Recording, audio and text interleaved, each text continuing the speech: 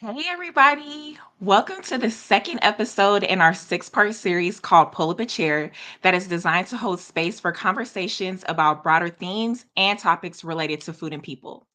My name is Chef Erin Zerihun, and today we will be commemorating Women's History Month by discussing food and gender. We have an amazing guest today, Jamia Robinson, who's the editor of the Philadelphia Inquirer, where we will be discussing the role that media plays in food, the visibility and climate of women and POCs trailblazing through the glass ceiling, and her vision for building a more socially and racially equitable restaurant world. A little bit about me. I was born and raised in Los Angeles in Pomona, California, where I originally started in law enforcement. After a very candid conversation that I had with quite a few people in the field, I realized that my passion and my purpose lied in food. So after I graduated college, I resigned from the field and I immediately started culinary school and never looked back. Some of my accomplishments include working at numerous hotels, restaurants, where my greatest achievement was becoming the youngest Black female executive chef at Bar Bombone in Philly, and eventually coming to the private sector where I am now building my business brand to specialize in high end brunches and curated cocktails.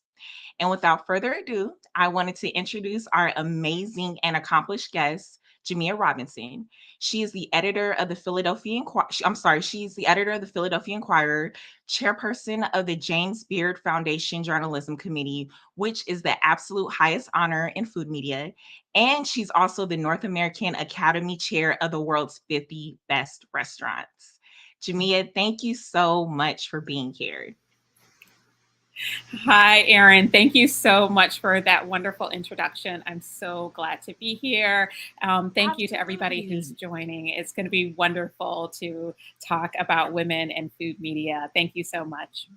Yes, absolutely. And I also just wanted to say thank you, Ruby, for being able to give us this platform to have this conversation and to be able to highlight the amazing Black girl magic that is on display. So to get right Black Girl Magic. into I'm here for that. yes. So get right into our conversation. Jamia, why don't you start by telling us a little bit about yourself and how journalism played a key role in you coming into food and being in this amazing industry? Wonderful. Well, I being a journalist was the only thing I ever wanted to do. I actually wanted to be a classical music critic and was an accomplished violinist and decided that writing was going to be the way that I was going to move through the world, telling people stories, talking about why music is so important. And when I went to journalism school, I was, editor of school paper, and was even intern of the year at the Detroit Free Press when I was a student. But one of the things as I was coming through school and in some of my first roles was working on food sections. And just the same way music is a universal language, I discovered how uh, food is also universal. And I like to say that it's the art form that we all participate in. And so it was the thing that I found that really brought more stories out of people. You could always ask someone how their family cooked rice, how you could, what was what's the dish you remember, and learning those things helped me learn more stories about people, and that's what I always loved about journalism. And over the years, discovering that the way that food drives so much of the media industry, because food drives the economy, it drives real estate, it drives culture. Kim Severinsen, who's a a reporter for the New York Times, likes to say that food is our cultural currency, and understanding food means understanding culture. And if you are not understanding food, you weren't understanding people. And that was the thing that really was not only what I loved about journalism, but what how I really learned to love food.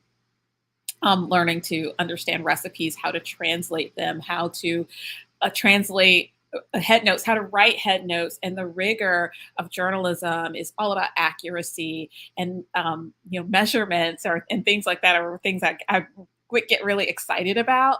And so being in tying food to my journalism um, also allowed me to advance in the industry and also to see ways that we could grow. Um, you know, there's this thing I like to say about food and entertainment are the sweetness and light between breaking news and investigations. There are things that are going on in politics and wars and things like that, but what happens in people's lives is what you're eating, what music you're listening to, what clothes you put on today, how you present yourself to the world. Those are all the things that really matter in people's lives. And that those are the stories that I always wanted to tell. And I wanted to always bring more importance and light to those kinds of stories. And food is just one of them.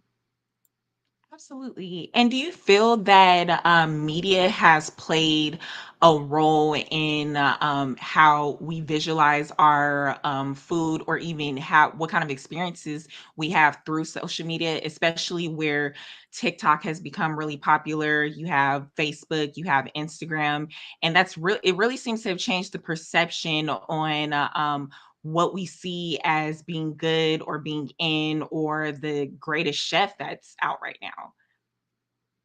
It's everything, right? Think about, Mhm. you know, Top Chef is what, 15 or 20 years old now. Yes. And that has changed the way we look at chefs. Julia Child kind of changed the way we look um, at media Mhm. and all of the reality shows. Instagram changed everything where it's now, you're, even you have restaurants that will tell you which is the best way to hold your camera so that you can get the best shot. Right. But also, food and media is ancient, right? All the great painters basically took pictures of their food. They're painted. They painted those pheasants and ducks and still, I'm thinking about Van Gogh, painting still life, wanting to have some representation of how we feed ourselves. So the stories that we tell, how we present food to the world, and who gets to tell those stories is a big part of that. Who gets to be the influencers on TikTok talking about food?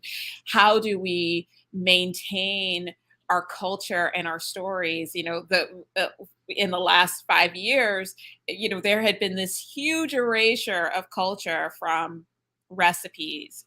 And the last couple of some publications really got into a lot of heat for that, of just sort of flattening the idea of where curry comes from, where beignets come from, where Right. fufu comes from, and all of these things. So the having people in media talking about food, I think, is so Mhm. it's so essential because people repeat things.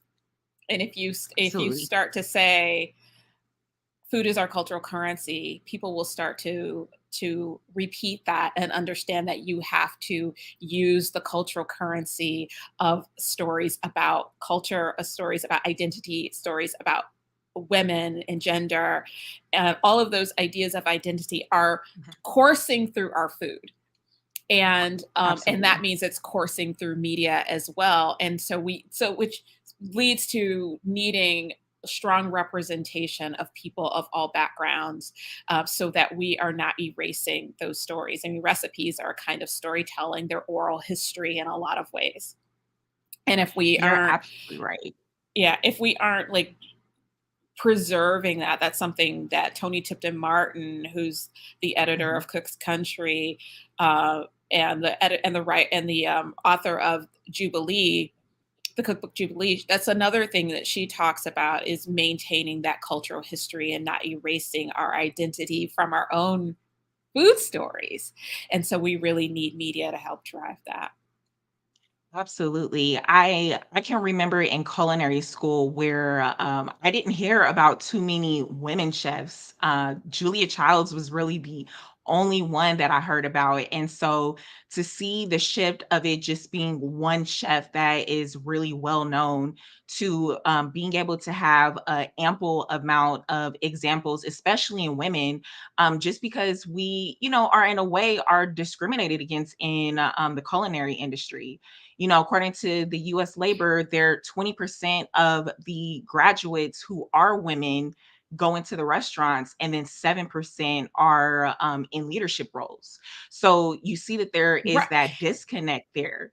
And it's crazy where we have people all over the world who are making food and they just may not be known, but it shows that we're shifting in terms of what it is that we want to see, especially about how you said with the stories. We have to make sure that we're telling our stories and we're telling them in the ways that we want to tell them instead of from other people's perspectives. So there are two things that I heard there, or two things that are problematic that I think. Yes. Um, there are about 60%. I remember reading a statistic about the huge number of women who are graduating from culinary school, and the huge number of women who actually work in restaurants, whether they are front of the house or back of the house. And yet there are so few who are in these leadership roles, and that you have to really seek out names like a Dominique Crenn, Nina Compton, Amanda Cohen, Amy Brandwine in Washington. I'm just going to toss out some names of really extraordinary women who are in the culinary industry and real leaders. And yet, um, that's also a reflection of the lack of women who are in food media. Now, on the surface, it looks, there's me. There are a lot of women who are in leadership roles in food media, but most of media is actually run by men. And especially at the larger magazines, these are still largely male centered leadership roles, from the general manager positions, the editor in chief positions, the advertising positions, and that filters. You'll see that filter, or course, or cascade, I think is the verb I'm looking for. You'll see that cascade throughout all sectors of the industry. And so, even though there may be a lot of women who are visible behind the scenes, behind, in the backgrounds, I mean, this in the restaurant industry, the GMs, the people who are making the deals are largely men, and you'll see that in that reflection. And so it makes it even more challenging, to be sure that we are centering, all not only all kinds of people, but we are going out of our way to make sure that if we are doing stories about chefs moving from one side of the country to the other, or from one restaurant to the other, that we don't raise a question about why some of these huge restaurateurs that might have 25, 30 restaurants, why there are only men moving in. There are only men being promoted in their restaurants. And that raises some difficult questions, but that is our responsibility to um, help drive that idea, and help drive the equity and the expectation that there will be equity. Absolutely. Absolutely. Do you believe that there has been a culture shift? I'd probably say within the last probably 10 to 15 years, but really you see it once COVID and the pandemic happened, everything shut down. It was kind of like restaurants were really exposed in a way that they've never been exposed before. Because working in restaurants, you kind of view it as like a secret society in a sense, where people don't necessarily understand the rigors of what it takes to be a cook, to what it takes to be a dishwasher, a chef, work the front of the house.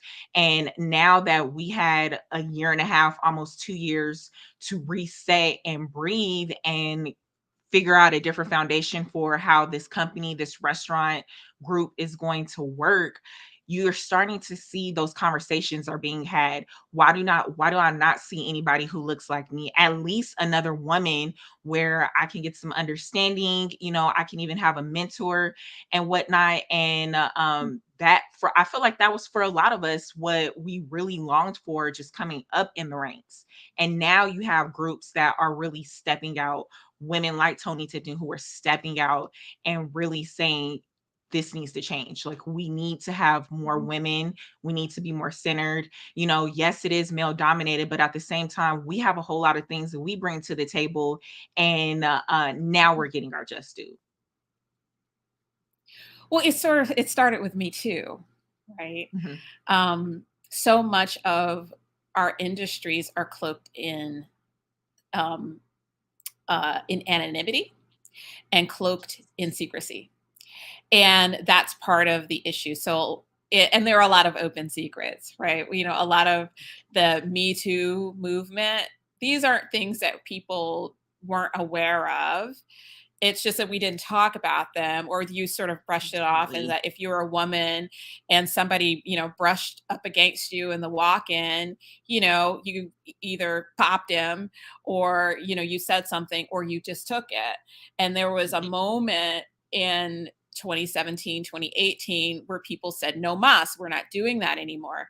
And I think that also happened in the wake of George Floyd, that all of these things, Mhm. yes, we're going to talk about women and gender equity, but okay, now let's talk about race. Let's talk about this racism, and let's talk Right. about this Right. bias that is in but again, so much of it is cloaked in anonymity. The number of people who are undocumented, who did not benefit from a lot of the policies, a lot of some of the PPP loans. I'm probably going to get those acronyms wrong. Some of the PPP loans and things that did not go to a lot, especially women and businesses that were women owned, or owned by people of color. And so the things that we can be more open about, like, that shift is happening because there's more transparency, and then there's more understanding of what happens, how restaurants work. And that's on both sides. That's on the media side, and also on the restaurant side. A Right. lot of things that, talking about things like supply chain, those are things that, we never really wrote about before. The food comes on your plate, Absolutely. or the price goes up, and you're like, oh my gosh, it costs so much. Right. You didn't um think about it. you didn't think about it. And now, like, that a lot of that comes from transparency. A lot of that, like, you looking around and seeing, if you're a huge restaurateur and there are no women in any of your kitchens, well, that, for journalists, should be raising some questions. And so then you have to start to dig into why they're choosing the suppliers they are choosing, who are they partnering with. And so it raises all of these other questions about gender equity, that's not only in the restaurant itself, but also along that supply chain. Who are your farmers? Who are your distributors? Who are your winemakers? Who's making your ceramics? Right. All the way down the line. For those of us in media, those are all stories that we can tell. We can do profiles on the ceramicists, we can be doing profiles on the winemakers. But if we start to see that we're only talking about people from one community, or we only get into POC issues when it has to do with immigration, and not with the restaurateurs Right. themselves, or the fact that they can't get loans for restaurants, then we are not doing our job to help facilitate that equity, and the facilitate understanding amongst our audiences about restaurants. um, I was talking earlier today about tipping, which is, like, people hear me say it's Oh, it's a very, bane of very mine. controversial It's in the it, States. it's something that we know is comes it's a vestige of slavery. It's a vestige of not wanting to pay people fairly. And it's something that, coming out of the pandemic, so many restaurant workers said, look, this is, this tip wage thing is insane to us, and how can Right. we be paid fairly? And then you saw this shift of saying, well, the pandemic sort of facilitated, well, it's just easier to, like, include the service charge, as they do in European countries. And, like, my concern has been this slide backward of people still not making enough in their restaurants to they can not being able to make enough money to afford to eat there. And that is Absolutely. a sign of um people know that I'm from Detroit, and so I just happen to know a lot about the car industry. But one of the things, Henry Ford, for all of his faults, did want cars to be at a cost so that everybody could Right. afford them, Right. so that the people who worked in plants that could afford them. And it's something that I think we should be thinking about, is that if our restaurant workers cannot afford to eat in the restaurants in which they are serving, are we really doing hospitality? And so it raises all Absolutely. of those questions about how we write about restaurants, how we write about these issues, how we write about people, and because we're talking about our neighbors, right? And Right. so I think there's a lot of issues coming out of the pandemic that I think there's a an urge almost to slide back into what we were doing before.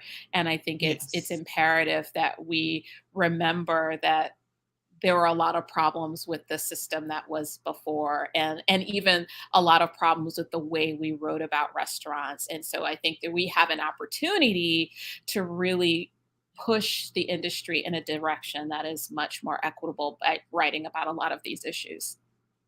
Absolutely. It was for me coming up in the restaurants, it was kind of like a hate and love relationship where I loved, being on the line. I love serving, I just love the whole atmosphere of the restaurants. But then you have this total other side where there were definitely some restaurants that I worked in where the servers were making three, four times more than the cooks.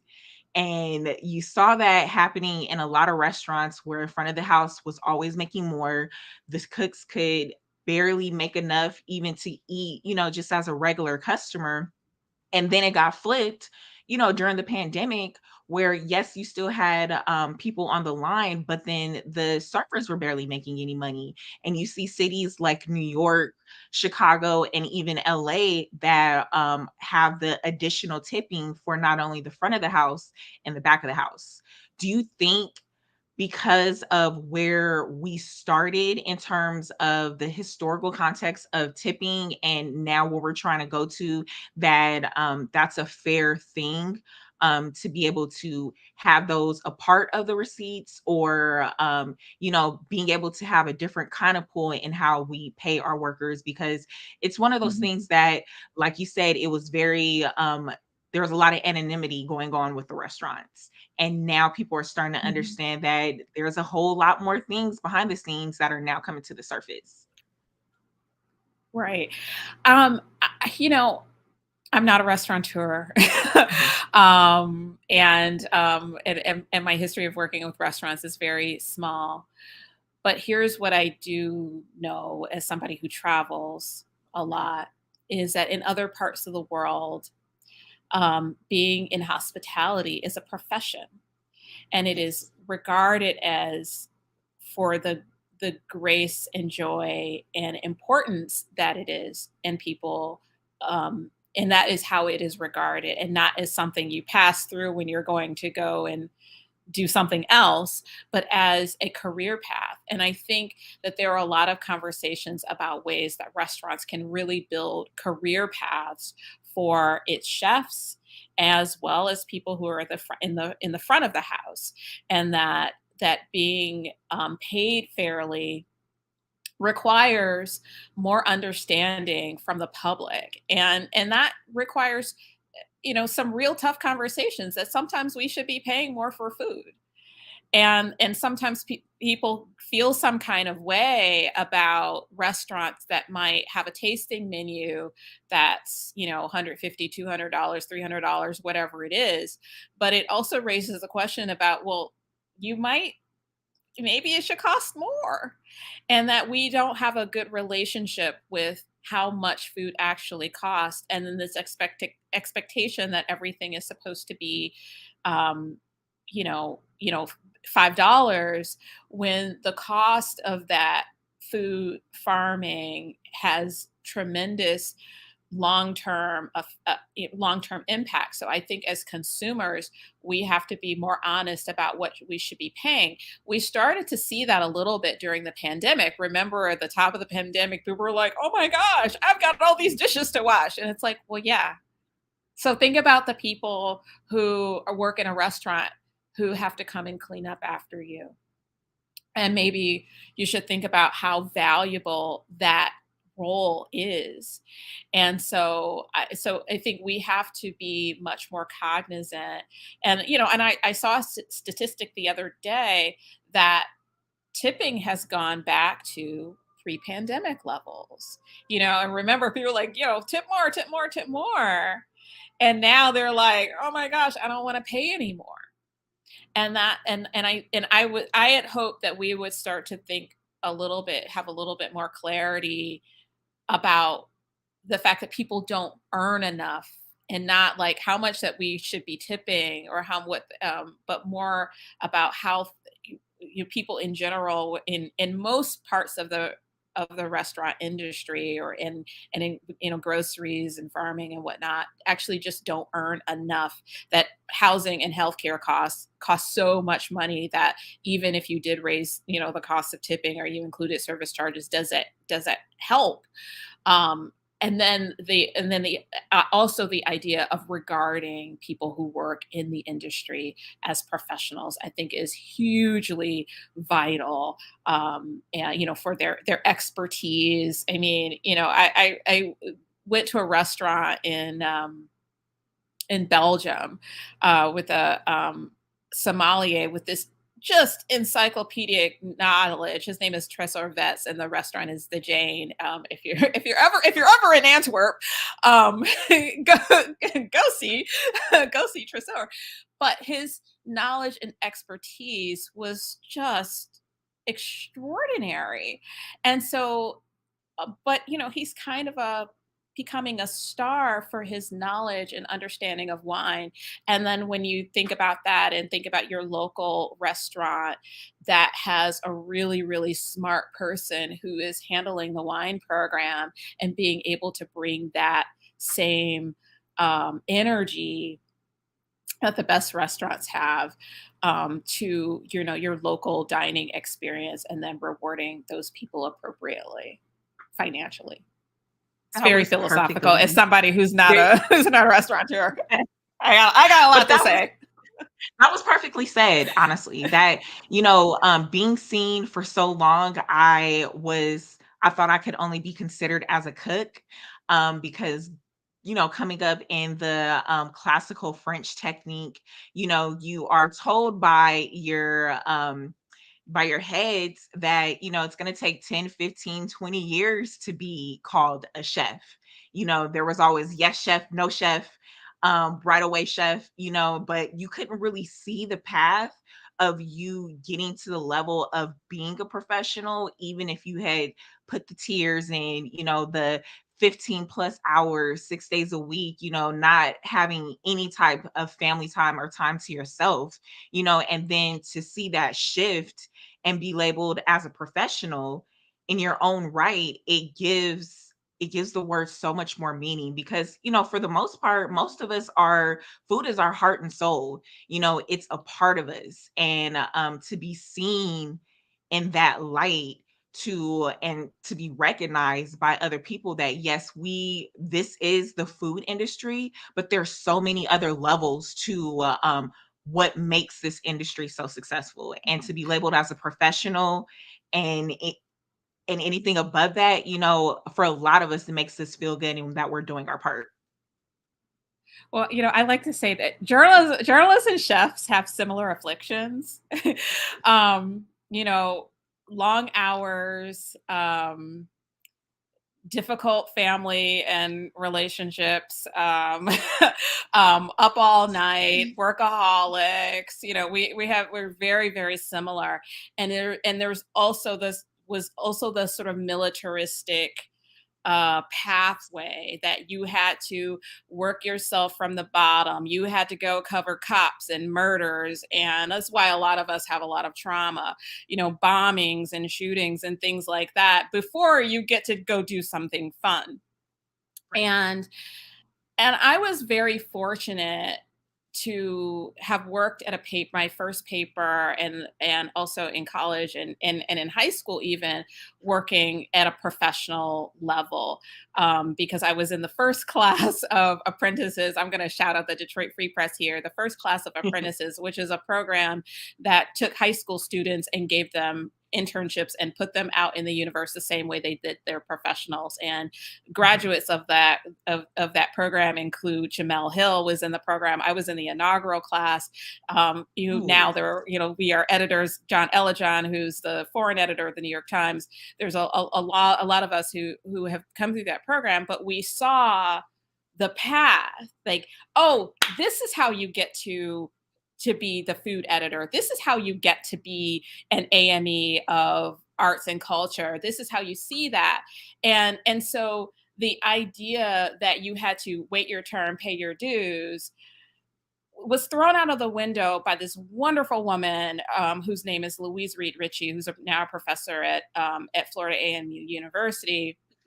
And she said, "You're paying your dues now, and don't let anybody tell you you can't be the publisher when you're 30." Or you can't be doing Absolutely. this when you're 35.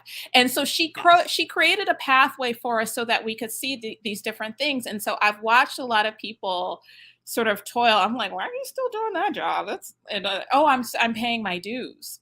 And it's like, Right. no, you have already paid your dues. Every time you put something in the paper, you have paid your dues. So every time you've cooked something, you've mastered a Absolutely. recipe, you are paying your dues. And people have heard me say, if you've ever listened to a podcast, you'll hear me say that I don't think imposter syndrome is a thing. The imposters are really loud, and most of us just need somebody who to believe in us as much as we do, as we believe in Yes. ourselves. And so we need those people who to connect those doors and open those windows, and like, oh, Erin, you want to be a restaurateur? Like, do you want to be Top Chef? Do you want to be on Top Chef? Do you want to Right. be Because there's do levels. you do you want to be, do you want to cook French food? Do you want to have a BYOB? What is it that you really want to do? And we don't talk to chefs or journalists like that. It's like, here, get on the line and cook this until I tell you to stop.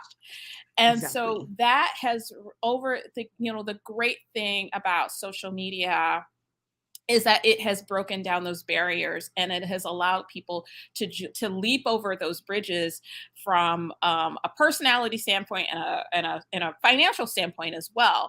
And so that you can start to see other pathways, and so that you don't want to cook on the line for 10 years. Amy Brandwine is the chef for Centralina in Washington D.C.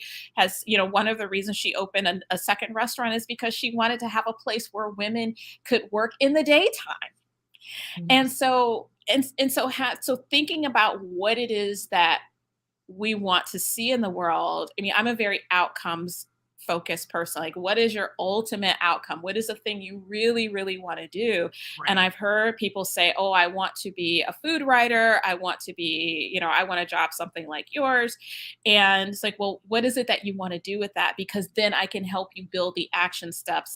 Here's the kind of writing course you need to take. Here are the people you need to know, because so much of this is relationship driven in restaurants Yes. and in journalism. It's a lot of it Yes. is relationship driven, and how we create relationships with people, our staff, and our customers is essential to reaching those those other outcomes. So I think that, when we are trying to build a pathway, whether it is for chefs or journalists, we have to create a space where people can be open about the things that we want to do, and we don't squash their dreams and tell them, "Oh, Absolutely. Erin, you need to pay your dues." Right. We'll pay, like, and who gets to decide what those are, and how long? Absolutely. What's the timeline, right? Exactly. When what you really need is, sometimes it does take patience, but it does take focus and drive and energy and relationships, and sometimes and being able to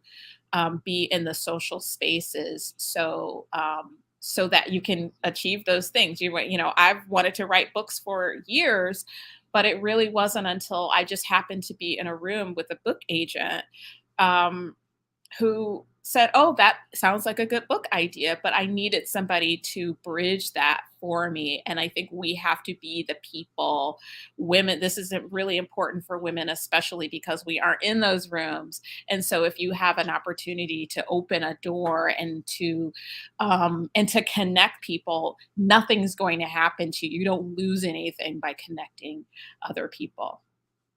Absolutely. And speaking of being in certain rooms and bringing other people up, your position as chair for the 50 world's best restaurants, Yeah, how world's 50 best.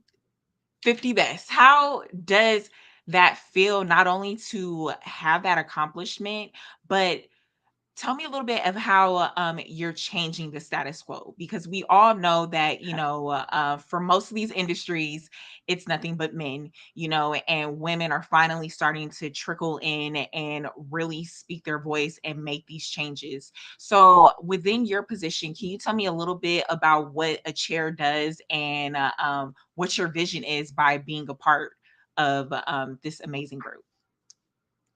Sure. Yeah, it is an amazing group. The World's 50 Best Restaurants um, is a group that does precisely that. We help decide the world's 50 best restaurants, and as well as the next 50, the 51 through 100, and then also the discovery list. And what this group does, and it's separated by different regions, and there are about 40 Academy chairs who wrangle voters to decide what are the best restaurants in the region. It's largely in the fine dining sector, but it is a real important group because people love to be judged by their peers, especially chefs, and consumers love a list. It's great for not only hospitality, but the list is important for travel and helping understand the trends in restaurants, how things are moving globally, what does the supply chain look like, what are people eating, and then how are we honoring the cultures that make that food. So I am the Academy Chair for North America East, which is Canada and all of the Eastern Seaboard, going down to the Caribbean as well. And what I do is wrangle voters to help decide that.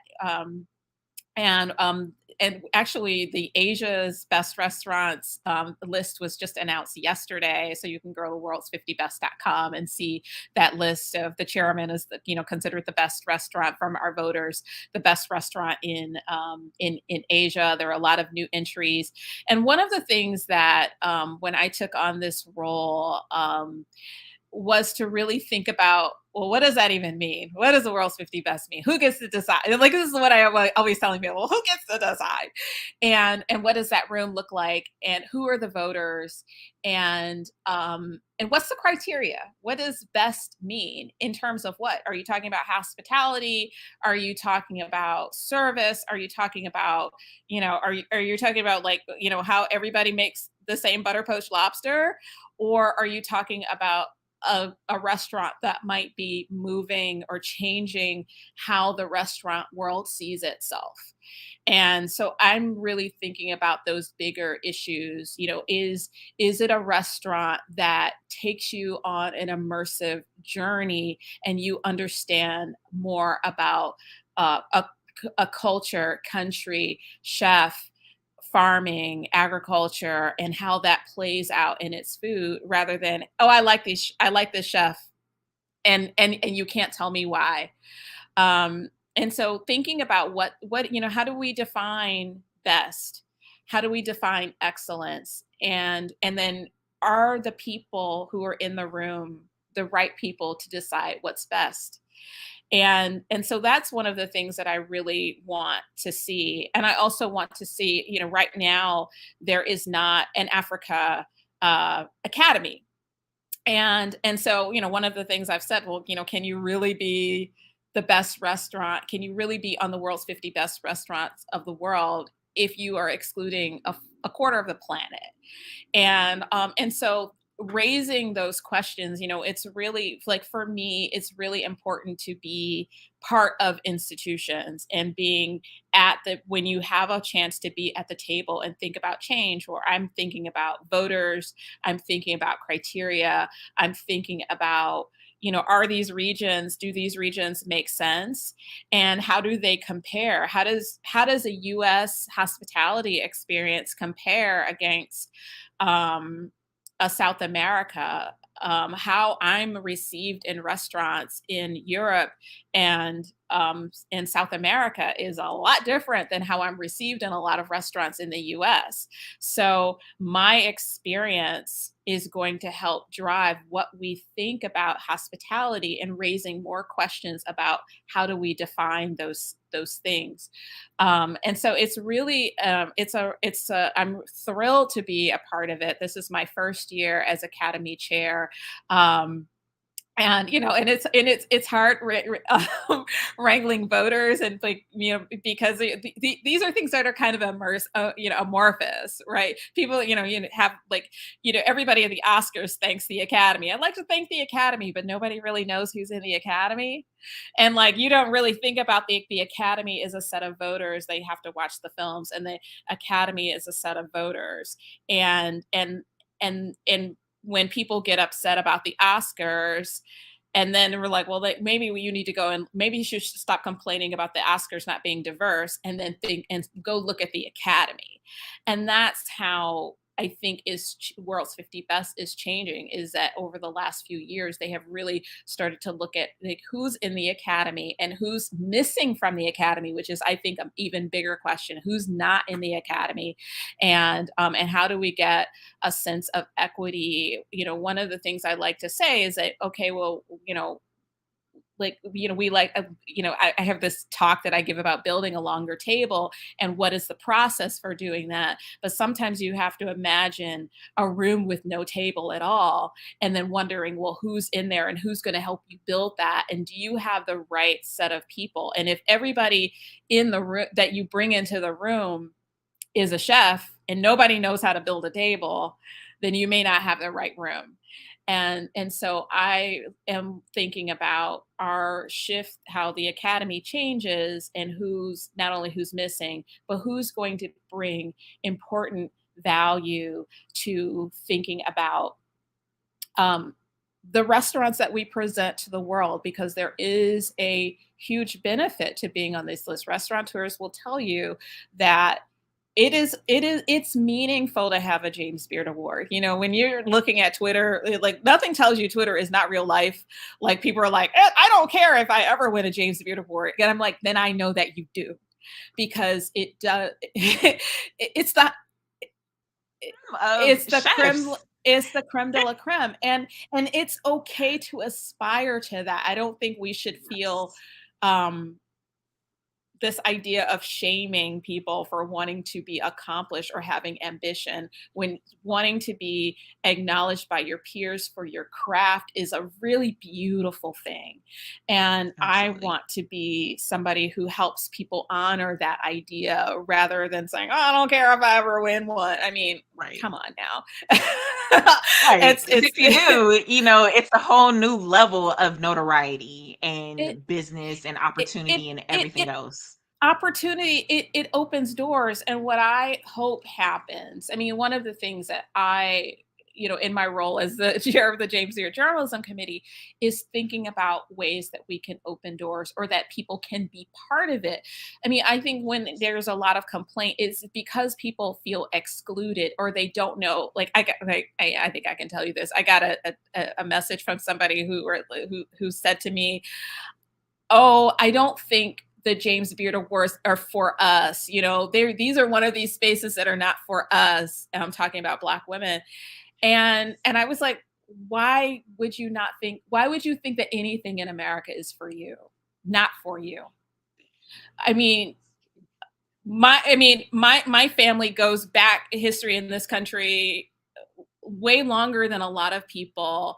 So why would I not want to own anything that is here? It's that this country is mine, this story is mine. The James Beards can be yours Totally. too.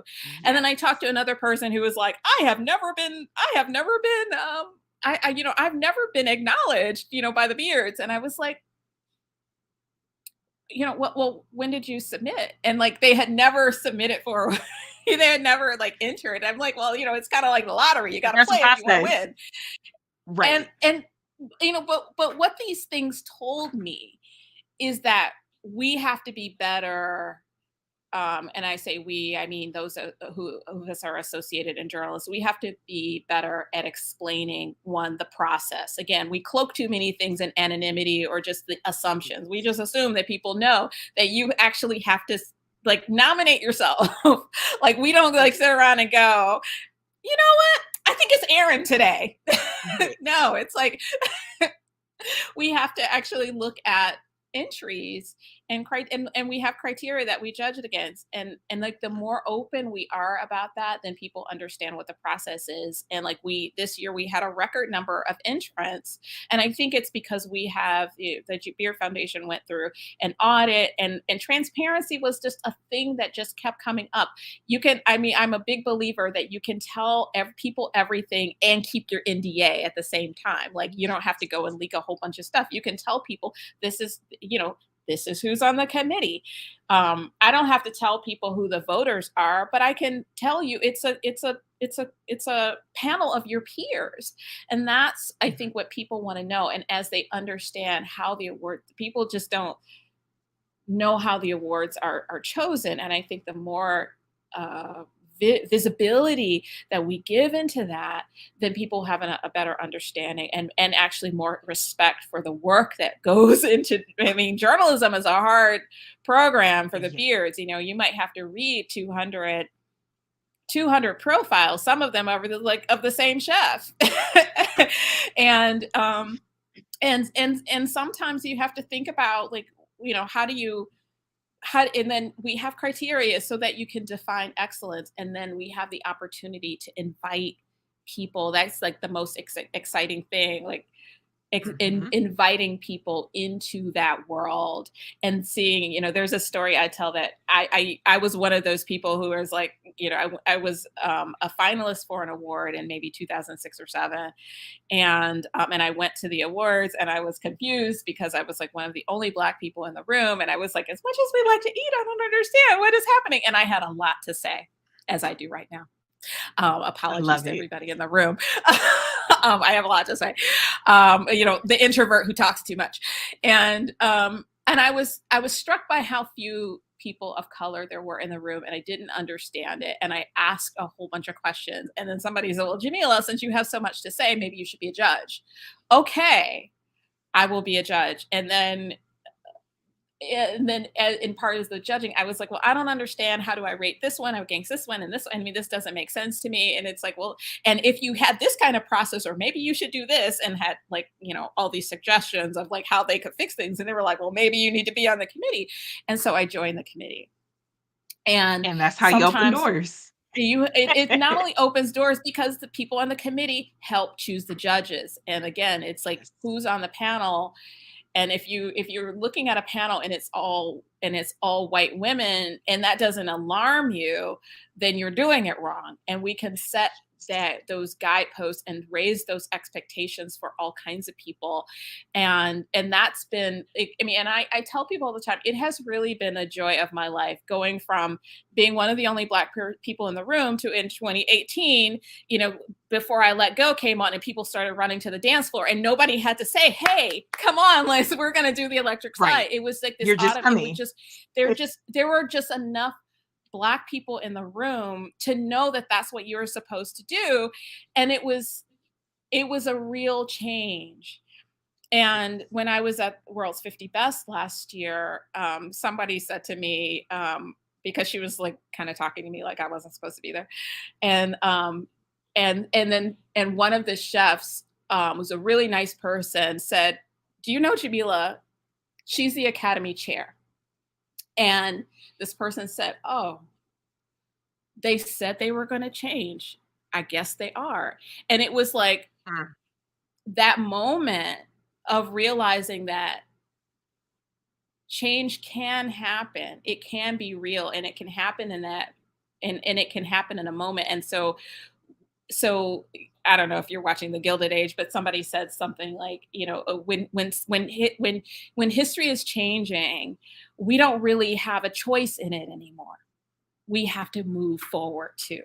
And those are the things that really excite me about the future of seeing more women, more people of color, more stories that can be told. And then the more I learn about the industry, the longer I'm in it, the more I learn about it, the more people that I can figure out how to pass things on to and to democratize as much information as possible. Because the reason that things stay exclusive is because you have too many people talking to themselves. And I want to talk to people who know more than I do, who can help me, and I want to help people who want to know what I know, and I have no problem sharing it. I couldn't have said that any better. And so we just have a couple minutes left for Q&A. So I wanted to make sure that we got some of our questions answered by some of our viewers. So the first question is from Fondina W. And it's, I teach high school culinary arts and am finding it difficult to motivate students to think of the food service industry as a viable career option. What advice Mhm. can you give me to encourage my students? Do you want to take this away, Jamila, Um, and I can add to it? yeah, I would encourage them. And I'm sure you're doing this, but like to write recipes, and to shape them into TikToks and to shape them into and then encourage them to pitch wherever their local media is for food stories or to Eater or whatever their local media outlet is. And it can even be television. Have them think about having a cooking segment, and like knowing understanding the basics of culinary skill is like understanding the basics of journalism. It's very very similar, and like thinking about what is the story that they want to tell, and it will open a lot of doors because that's something that they can really build upon, whether they can you know become a TikTok influencer, travel, other things that they might like. I like to tap into other things that they might be motivated by, and then bringing food into it. Absolutely. I feel the exact same way, especially in an age where social media is the prime. This is literally how you see food. I feel that getting your students on board with social media is what's really going to take them to the next level. And also them understanding that they have options. They don't have to just be in the kitchen as a line cook working 6, sometimes 7 days a week. They can go into journalism, they can be a personality on social media. They can be in restaurateur. They can pretty much do anything. We're in a space now where there's so many opportunities and so many people have created doors in their own lanes within an industry that Mhm. is completely different from the restaurants. That if it hasn't been created, this is the time to create it. And so, for any I- students out there who are feeling like they're stuck or this is all they know or from what they see on TV, just know that you have options. And if it's not there, you absolutely have the power to create those options to do whatever it is that you want to do within the industry. Yeah, you can. There's just so many things like, testing recipes and styling, working in magazines and test kitchens. I mean, and even like I always like to people like ask people, who do you want to cook for? Like, who's Right. your dream person to cook for? And if it's a sports figure or something like that, then there's like a pathway through, being a personal chef, or like, a lot of people are like, there's so many personalities, like celebrities who are invested in restaurants and invested in wineries and whatnot, that there's a pathway. It's like, to me, it's like understanding what it is that is motivating them and then making food the center. Absolutely. Okay, so next question is coming from, don't be mad if I mispronounce this, Omnia or Omnia T. Hello, this is Omnia from Corona del Sol High School in Arizona. I wanted to ask, how did you both start in your culinary field and what inspired you to begin cooking? So, just a little bit about me. I have been cooking since I was 4 years old. My dad was actually the main cook in the house. While my mom worked, my dad cooked, and so I was like his little sous chef. And for me, my most favorite memory was of him allowing me to stand on top of his feet. His hand is right over my hand, and he's teaching me actually how to make fried zucchini fries. And so those little memories from being a kid and just being in the kitchen really transpired into why it is I do what I do. I just love people and I love the camaraderie and the feelings that you get when you're serving. For me, just acts of service is like the highest level for me. And with food being a universal language, there's so much that can come from that. And it's really the joy that you hear from people like, oh, this was amazing, or I've never tasted this before, didn't want to, or just the experience of it all. That's literally what led me into doing what I do now and why I love to speak about it as much as I do. Oh, that's beautiful. I cooked with my grandmother. My mom was not a great. My mom was like kind of very a feminist and kind of a hippie, and she was not interested in food. For outside of from a nutrition standpoint, but I cooked with my grandmother, and my grandmother is like is like the smartest person ever. I know you think your grandmother's smart, like I mean, really smart, but but I mean, it was very sciency. She was not somebody who was like a little bit of this, a little bit of that. Everything had to be very, very precise. And you had to whip the sugar and the egg whites 300 times, 1, 2, 3, 4, 5, 6, 7, 8, 9, 10, up to 150. And then you had to switch arms and then do the other side. And that's how we got meringue for the lemon tarts that we made. And I love that precision, and still to this day, I actually prefer baking over cooking. I think I'm a pretty good cook, but I really prefer like the structure of baking because it's like the finesse of it. But I also, it's was very curious and loved cookbooks. My grandmother had cookbooks. We didn't have cookbooks at home because that wasn't something that my mother did. And um, my dad also did a lot of cooking as well, and I needed to learn. I had to learn like if I was going to survive. So it was like out of hunger and like self defense and just practicality. But I loved cookbooks and I loved the magazines and the pictures and always wanted a big 3-layer lemon meringue cake, and I didn't really get one until I was like 16 and I had to bake the thing myself. But that curiosity from cooking and the exploration and going to farmers markets, it's still like how I start my Saturday. And but also like I could talk, usually when I was in the kitchen with my grandmother, we were talking. We talked. She asked me about school and, how things were going. We talked about life, and she told me about her family. And I learned so much about her at the table, and I found that that happens not only with grandmothers but regular schmegular people. Sometimes, like we every time anytime you ask somebody what is their favorite thing to eat, you learn everything you need to know about them, and so that is the thing that really drives me. Okay, we have time for one more question before we have to wrap it up. And this one is from Sarah V. And her question is, I love how enlightening this conversation is. Thank you so much. How can we politely ask how many women are included or represented in your operation? So, me very quickly, over the numerous hotels, hospitals, restaurants, and even in the private sector that I've worked in, it's pretty much been me. From as far as the eye can see. I literally came up in the ranks, me being an example for myself and for other people who didn't see another Black woman or just another woman in the operation. And then, especially getting into the management side of things, where I was actually running teams, maintaining an entire restaurant.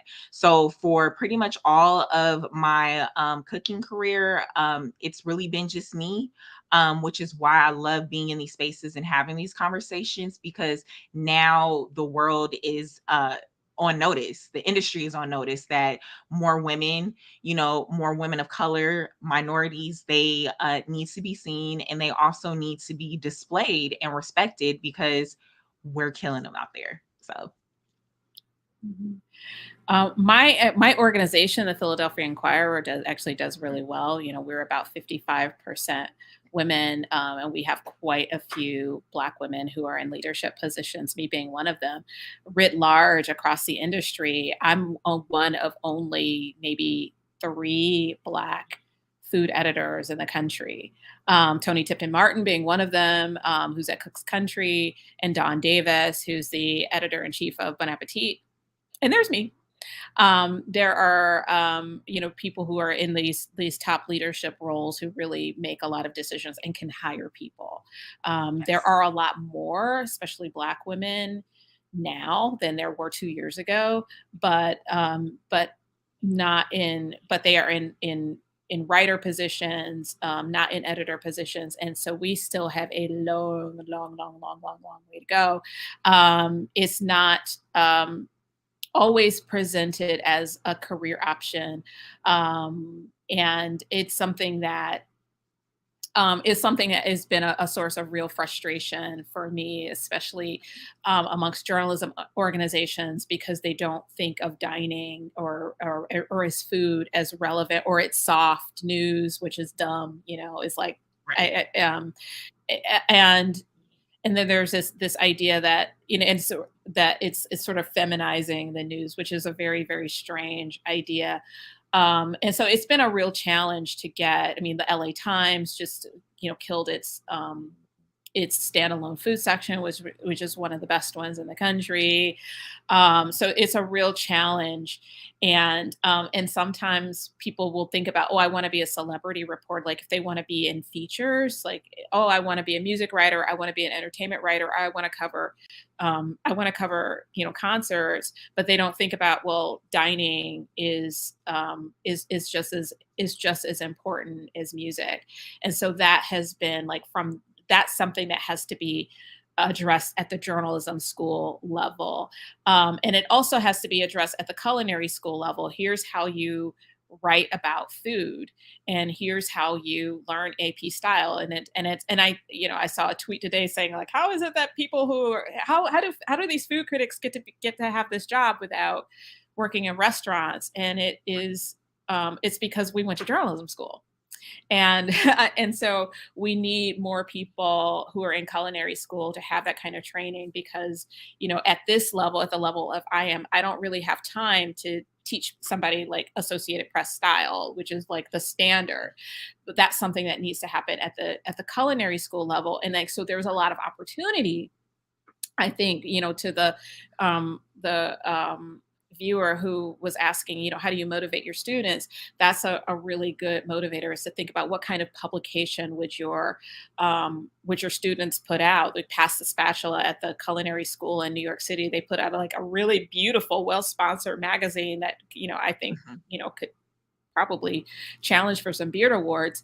Um, they have they have decided that training their chefs how to be writers is a way to help them become authors and also have cookbooks, because there's still very very few Black women who get to have their names and faces on cookbooks. I can think of two right now, from this year. That's Cheryl Day and Valerie Lomas, and the ones that are coming out are Nicole Taylor, with Watermelon and Red Drinks, which is a book about Juneteenth. Kwame Awachi has a book coming out. Look, I can name them on one hand, right? So there's a long way to go in the media industry of looking towards equity, but I think there is also a lot of opportunity the more that we democratize this information. Absolutely. Absolutely. Well, I just want to thank you so much for being a guest and for being able to just share your array of knowledge with us and the viewers. I just wanted to also thank Ruby for again giving us this platform to be able to share this information on and have a very candid conversation. So make sure that you guys join in next month for our third episode in our Pull Up a Chair series. And I will talk to you soon. Bye. Thanks, everybody. Bye.